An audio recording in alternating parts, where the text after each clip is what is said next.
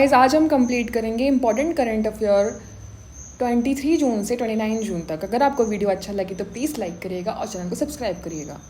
शुरू करते हैं। पेरिस डायमंड लीग 2025 में विनर रहे हैं हमारे नीरज चोपड़ा, जिनको गोल्ड मिला है। ठीक है, अगर हम पेरिस डायमंड लीग की बात करें तो इस बार ऑर्गेनाइज हुआ था इसका फ्रांस में, और ये कब से ऑर्गेनाइज हो रहा है? 1999 से। इस बार कब, कौन सी डेट पे लॉन्च हुआ था? ये 20 जून से। तो नीरज चोपड़ा को गोल्ड मेडल आया है। और इनकी बात करें नीरज चोपड़ा की, 2021 में इन्होंने गोल्ड लाया था ओलंपिक में। जैवलिन थ्रो से बिलोंग करते हैं स्पोर्ट्स में। और 2018 एंड 2023 में एशियन गेम्स में इनको गोल्ड मिला था। और 2024 में पेरिस ओलंपिक में इनको सिल्वर मेडल मिला था। इनको अर्जुन अवार्ड 2018 में मिला था और खेल रत्न अवार्ड 2021 में मिला था। पद्मश्री 2022 में मिला था। ये सारी जानकारी इंपॉर्टेंट है, आप याद रखिएगा। Next, first commercial hydrogen powered बस कहाँ पे लॉन्च होने वाली है? लेह लद्दाख में। ये हमारे इंडिया की फर्स्ट कमर्शियल हाइड्रोजन पावर्ड बस है। ठीक है, इसको कौन लॉन्च कर रहा है? एनटीपीसी लॉन्च कर रहा है। एनटीपीसी की बात की जाए तो नेशनल थर्मल पावर कॉर्पोरेशन का फुल फॉर्म है। इसका हेडक्वार्टर न्यू दिल्ली में है और इसका एस्टैब्लिशमेंट 1975 में होता है। इसके चेयरमैन गुरदीप सिंह है। ब्रह्मबारापुत्र आतिथ्य ग्राम योजना कौन लॉन्च किया है? ओडिशा में। इसका मेन उद्देश्य यही है, जो famous personality related to literature and freedom fighter, उनका क्या प्रमोट करना, उनकी बर्थ प्लेस को प्रमोट करना, ताकि मैक्सिमम टूरिस्ट लोग आ पाए, और उनकी बर्थ प्लेस पे स्टेचू या म्यूजियम बनाना इसका मेन उद्देश्य है। तो ये किसने लॉन्च किया है? ओडिशा। नेक्स्ट क्वेश्चन है, प्रतिभा सेतु पोर्टल किसने लॉन्च किया है? यूपीएससी ने। इसका मेन एम ये है कि जो भी रिजेक्टेड स्टूडेंट है from the interview of UPSC, उनको एम्प्लॉयमेंट दिलाना। इसका पहले नाम था पब्लिक डिस्क्लोजर स्कीम और अब इसका नाम हो चुका है प्रतिभा सेतु पोर्टल। ठीक है, यूपीएससी की बात की जाए तो इसका ये संविधान के पार्ट 14 में है और ये आर्टिकल 315 से 323 तक है। और यूपीएससी और स्टेट पीएससी सेम आर्टिकल्स में है। इस्टेब्लिश की बात की जाए तो इस्टेब्लिशमेंट यूपीएससी का होता है 1926 में। इसके चेयरपर्सन है अजय कुमार। इसका हेडक्वार्टर है न्यू दिल्ली में। एशियन इंडिविजुअल स्क्वैश चैंपियनशिप में वेलवन सेंथिल कुमार डबल्स में किसके साथ थे? Henry Leong from Hong Kong. इनको मिला है ब्रॉन्ज मेडल, जो कि एक बड़ी उपलब्धि है। अगर हम इसके गोल्ड मेडल की बात की जाए तो हमारे इंडिया में पहला गोल्ड मेडल जो उसमें मिला था, मतलब ओनली 1 गोल्ड मिला है इसमें हमें, जिसको हमको सौरभ घोषाल जी ने ला के दिया है, वो भी स्क्वैश से रिलेटेड है। अगर हम इस चैम्पियनशिप की बात की जाए तो इस चैम्पियनशिप में गोल्ड मिला है अब्दुल्ला अल तामिनी को, जो कि कतर से बिलोंग करते हैं। इसकी शुरुआत हुई थी एशियन इंडिविजुअल स्क्वैश चैम्पियनशिप की 1981 में, और अभी कहाँ पे हुआ है? मलेशिया में। और इसके विनर कतर टीम से हैं। और अभी हमारे इंडिया को कौन सा मेडल मिला है? Bronze medal. किसको मिला है? वेलवन सेंथिल कुमार। वर्ल्ड पैराथलेटिक्स चैम्पियनशिप का मैस्कॉट क्या है? दैट इज विराज एक एलिफेंट है, जो कि पैरा एलिफेंट है। ठीक है, सो इसका ऑर्गेनाइजेशन कहाँ पे होने वाला है? न्यू दिल्ली में। घड़ियाल स्पीस कंजर्वेशन प्रोग्राम कहाँ पे लॉन्च हुआ है? उत्तर प्रदेश में। अब इसे लॉन्च इसने किया है भूपेंद्र यादव, जो कि हमारे union environment, forest and climate change minister है। मैं भून स्वयं खुद सागर हूँ, ये किसने इसको लॉन्च किया? अमित शाह ने। पर इसको लिखा किसने है? आशुतोष अग्निहोत्री ने। Countries first indigenous 5G fixed wireless services कहाँ लॉन्च हो रही है? Countries first indigenous 5G fixed wireless services launch करने वाला है BSNL, और इसका नाम दिया है उन्होंने क्वांटम 5G FWA। तो BSNL की बात की जाए तो इसका एस्टैब्लिशमेंट हुआ था 2000 में, हेडक्वार्टर न्यू दिल्ली में। Aralam wildlife sanctuary India's first butterfly sanctuary बनी है। कहाँ की है ये? केरला की। India's first yoga policy launched by, India की फर्स्ट योगा पॉलिसी कौन लॉन्च किया है अभी? उत्तराखंड ने। वहाँ के सीएम कौन है? Pushkar Singh Dhami. Operation midnight hammer ये अभी लॉन्च किया है यूएसए ने। उन्होंने किस पे अटैक किया था? ईरान पे। इसके ईरान के न्यूक्लियर स्पॉट्स पे अटैक किया है, जैसे कि फोर्डो, नतान्स, फस्फान, ठीक है, sorry for pronunciation, but Iran के ये न्यूक्लियर स्पॉट्स हैं, ठीक है। तो ऑपरेशन मिडनाइट हैमर किसने लॉन्च किया? यूएसए ने। स्टेट ऑफ होमरूज कनेक्ट्स विच टू सी। होमरूज किसको कनेक्ट करती है? देखो अभी ये न्यूज़ में होमरूज क्यों है न्यूज़ में, क्योंकि ये ईरान के कंट्रोल में है। अब ईरान कह रहा है कि तुम हमको, अगर हम पे हावी होंगे तो हम ये जो वाला चैनल है ना, ये जो चीज़ है हम स्टेट को कंट्रोल कर लेंगे, मतलब ब्लॉक कर देंगे, जिससे क्या होगा, मैक्सिमम कुछ कंट्रीज़ को ऐसा, अपनी इंडिया को भी नुकसान होगा, पेट्रोलियम इम्पोर्ट करने में, है ना। तो ये कहाँ पड़ता है? ये Persian gulf and gulf of Oman के बीच में पड़ता है, स्टेट ऑफ होमरूज। ये कनेक्ट करता है पर्शियन गल्फ को और गल्फ ऑफ ओमान को कनेक्ट करता है। क्लियर है? विड्रॉल ऑफ ओटावा कन्वेंशन किसने किया है? अभी ओटावा कन्वेंशन से विड्रॉल फिनलैंड ने। ये क्या है? ये एंटी पर्सनल मिसाइल्स। अब देखो ओटावा कन्वेंशन में ये डील थी कि भाई कोई भी अपनी कंट्रीज़ में, कोई बॉर्डर्स में एंटी पर्सनल मिसाइल्स नहीं डालेगा।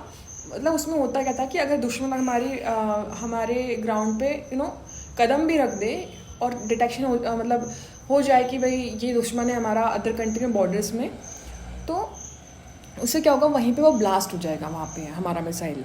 तो ये वाली चीज़ के लिए कन्वेंशन हुआ था कि भाई ये तो ह्यूमैनिटी के खिलाफ है, तो इसलिए ओटावा कन्वेंशन हुआ था। लेकिन अभी रिसेंटली रशिया और यूक्रेन के जो बीच में जो मतभेद है वो अभी भी चल रहे हैं, वार सिचुएशन कंटिन्यूस चल रही है।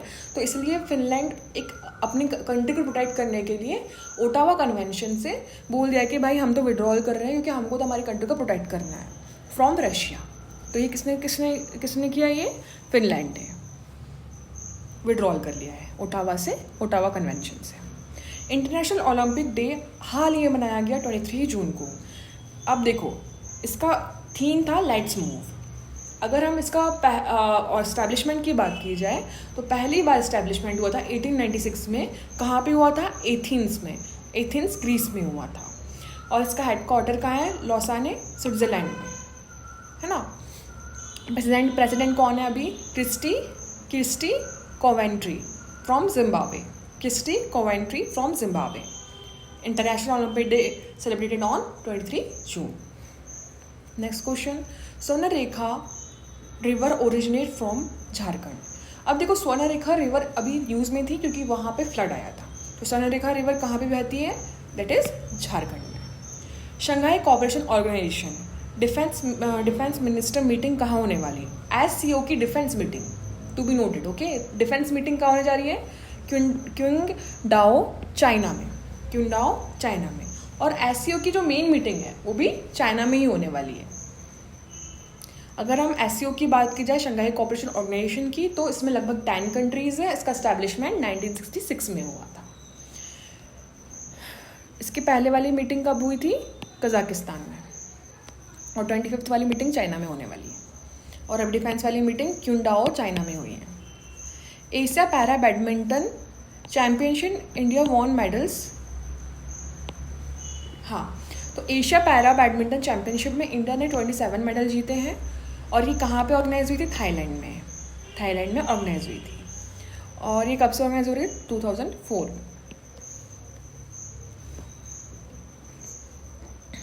Lalit Upadhyay recently announce retirement from which game? That is hockey. Hockey के फेमस प्लेयर ललित उपाध्याय ने हाल ही में रिटायरमेंट की घोषणा करी है। So point to be remember. Ranthambore National Park Rajasthan में है। इसका ये टाइगर रिजर्व 1974 में हुआ था और नेशनल पार्क 1980 में बना था। UN सस्टेनेबल डेवलपमेंट रिपोर्ट 2025 में इंडिया की रैंक आई है 99th, जो कि पहले से इम्प्रूव है, क्योंकि हमारे 2024 में 104 रैंक थी। अब क्या बन गई है? ये 99th में। तो हम बेटर प्रोग्रेस कर रहे हैं सस्टेनेबिलिटी के प्रति। तो अब ये रिपोर्ट कौन लॉन्च करता है? UN sustainable development report. It's launched by sustainable development solution network. ठीक है। फर्स्ट टाइम कब लॉन्च हुई थी? ये 2016 में। New blood group recognised by the International Society of Blood Transfusion. तो हाल ही में न्यू ब्लड ग्रुप को ऑर्गेनाइज किया है, that is known as EMM negative. ये एक ही महिला का ब्लड ग्रुप है, मतलब इसमें अभी कोई भी और ऐड नहीं हुआ, मतलब केवल सिंगल पर्सन अभी इसमें ऐड है, ठीक है। और इसको ग्वाड़ा नेगेटिव भी कह रहे हैं, क्योंकि हर किसी में EMM पॉजिटिव पाया जाता है, इसमें EMM नेगेटिव पाया गया है। और हम ब्लड ग्रुप की बात करें तो उसके फाउंडर थे कार्ल लैंडस्टीनर। क्योस आइलैंड, एगन सी, ग्रीस में, न्यूज़ में चल रहा था, क्योस आइलैंड, एगन सी, ग्रीस। कॉन्वेक्स 325 एक्सरसाइज क्यों हुई थी? For preparedness in handling nuclear emergency situation. Okay, convex 3 किस लिए हो रही है? न्यूक्लियर सिचुएशन को हैंडल करने के लिए, क्योंकि अभी इजराइल और ईरान के बीच में जो प्रॉब्लम्स लगातार चल रही है, तो न्यूक्लियर की बातें हो रही है, लाइक सिचुएशन ऐसी ना आ जाए, इसलिए प्रिकॉशन लेने के लिए न्यूक्लियर इमरजेंसी सिचुएशन के लिए कॉन्वेक्स एक्सरसाइज करी गई है, ठीक है। अगर इसकी बात की जाए तो कौन ऑर्गेनाइज करवाता है? International atomic energy agency. और IAEA की बात करें तो 1957 में इसका इस्टेब्लिशमेंट होता है, हेडक्वार्टर वियना ऑस्ट्रेलिया में है। और फर्स्ट मीटिंग कहाँ हुई थी? 2005 में रोमानिया में, अभी भी रोमानिया में ही हुई है, रोमानिया में ही होती है एक्चुअल में। Full functional literacy in India, कौन सा फुल फंक्शनल लिटरेसी बन गया है? 3 टॉप 3 स्टेट कौन बन गए हैं? Mizoram, Goa and Tripura, MGT। Okay, full functional literacy India बन चुके हैं ये 3 टॉप स्टेट, ठीक है। अब फुल फंक्शनल लिटरेसी क्या होती है? इसमें क्या होता है? Digital, financial and legal literacy देखी जाती है अबोव 15 ईयर्स ओल्ड। अब इसी के अंदर उल्लास इनिशिएटिव होता है, नव भारत साक्षरता कार्यक्रम। ऑब्वियसली बात है कि एक एजुकेशन के प्रति प्रोग्रेस करना। लॉन्च कब होता है? 2022 से 27 के बीच में इसका प्लान है। JCB प्राइज़ हाल ही में बंद हो चुका है, ये किस में दिया जाता था? For outstanding work in literature, और इंग्लिश में, और हिंदी टू इंग्लिश में दिया जाता था, convert. New World 21 Century Global Order and India, ये बुक लिखी गई है politician Ram Madhav. New World 21 Century Global Order and India, Ram Madhav, politician Ram Madhav. Navya initiative launch किया है, इसका मेन उद्देश्य क्या है? गर्ल्स को वोकेशनल ट्रेनिंग देना। कौन सी गर्ल्स को? 10th पास होनी चाहिए, वो 10th पास होनी चाहिए, एज 16 to 18 ईयर्स होनी चाहिए। इसका मेन उद्देश्य क्या है कि भाई employment opportunity, small businesses hold करना, और वुमेन एम्पावरमेंट भी एक पॉइंट हो सकता है ना। तो ये नव्या इनिशिएटिव का मेन ऑब्जेक्टिव है। अब इसी के अंदर इंक्लूसिव प्रोग्राम चल रहे हैं। PM कौशल विकास योजना 2015 में लॉन्च हुई थी। ऑब्वियसली बात है, कौशल मतलब एम्प्लॉयमेंट प्रोवाइड करना। और PM विश्वकर्मा योजना, इसका 2023 में लॉन्च हुआ था। इसका मेन उद्देश्य यही था कि जो हैंडलूम कारीगर हैं उनको प्रमोट करना और उनको बिजनेस प्रोवाइड करवाना, उनका बिजनेस को बढ़ाना। और इसको लॉन्च किया है ministry of Women and Child Development and Skill Development, ठीक है।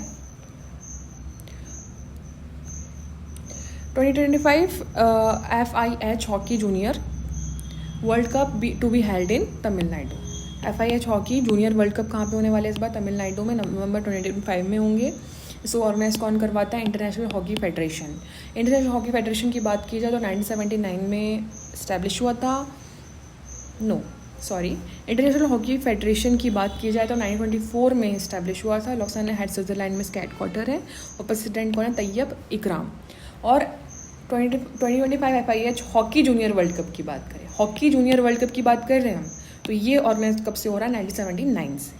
और FIH कब से हो रहा है? 19 मतलब कब से बॉडी बनी ये वाली? 1924।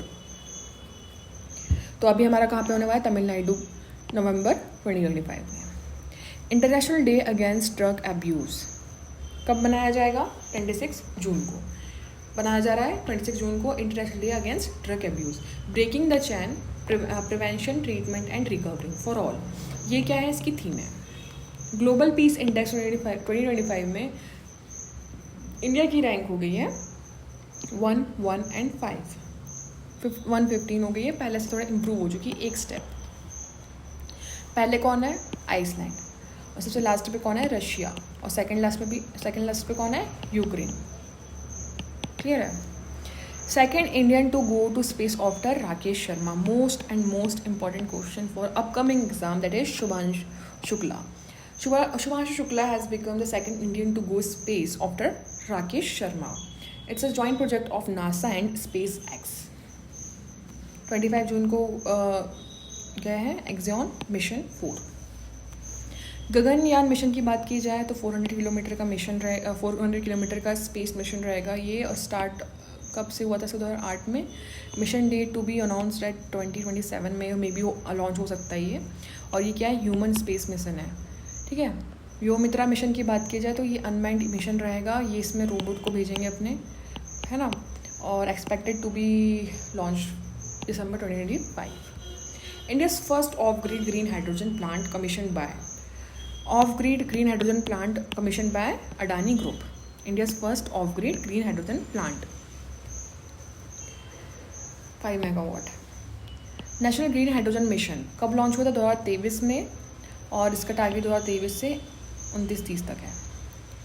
और नेशनल ग्रीन हाइड्रोजन मिशन के तहत अपने इंडिया का टारगेट है 5 MMT तक के ग्रीन हाइड्रोजन प्रोडक्शन कैपेसिटी करना, 125 मेगावाट रिन्यूएबल एनर्जी को बनाना, 50 MMT एनुअल CO2 को कम करना. विद्या शक्ति का मेन विद्या शक्ति स्कीम लॉन्च की आंध्र प्रदेश में. इसका मेन उद्देश्य यही है, मैथ साइंस एंड इंग्लिश के लिए प्रॉपर कंटेंट और कोचिंग प्रोवाइड करना. 3rd to 9th. Global panel on chemical pollution कितने लॉन्च किया, UNEP United Nation environment programme में. Global panel on chemical pollution. First Indian to complete NASA international air and space programme. First India to complete NASA international air and space programme, that is Jahnavi Dangeti. तो अभी हाल ही में जानवी डंगेती ऐसी first Indian बन चुकी है जिन्होंने पहली बार NASA international air and space programme complete किया है. ये 5 डेज़ का प्रोग्राम होता है. ठीक है. और ये कहाँ से बिलोंग करती है, आंध्र प्रदेश से बिलोंग करती है. अंबुबाची मेला ऑर्गेनाइज्ड इन असम. और ये कामाख्या मंदिर से रिलेटेड है इसका, है ना, कामाख्या मंदिर जो कि असम में है. शक्तिपीठ एक्सप्रेसवे अभी हाल ही में उसको मंजूरी दी गई है. कहाँ से है ये, Maharashtra.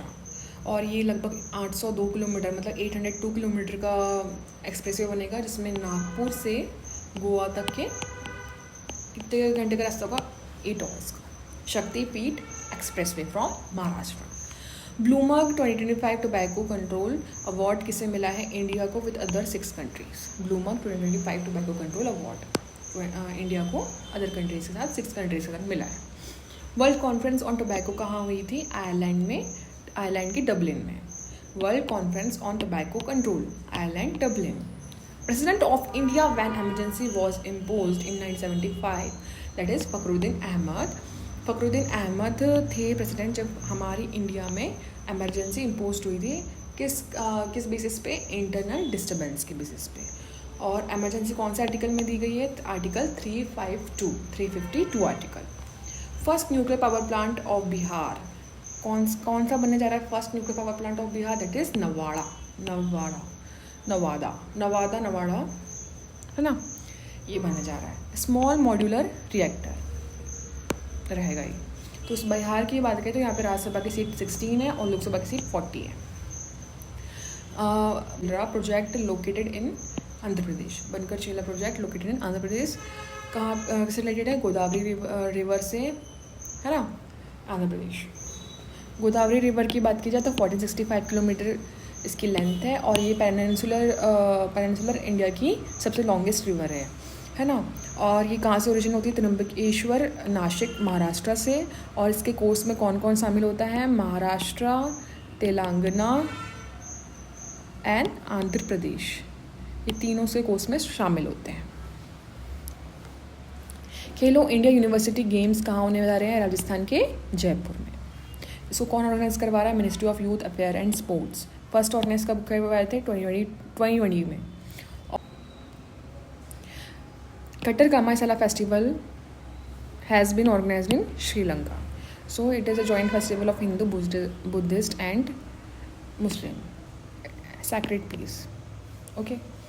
So Captain M.S. Kohli has recently passed away, related to mountaineering.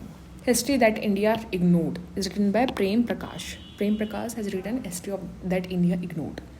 Prem Prakash is a journalist. Indian Conservation Conference organized in Dehradun. Indian conservation conference कहाँ पे ऑर्गेनाइज हुई है? देहरादून में. मोस्ट इंपॉर्टेंट क्वेश्चन बन सकता है. State of the climate in Asia 2024. State of the climate in Asia 2024 ये organise किया है वर्ल्ड मेट्रोलॉजिकल ऑर्गेनाइजेशन ने. Tawi river tributary of which river? Chenab. Tawi river tributary of which river? Chenab.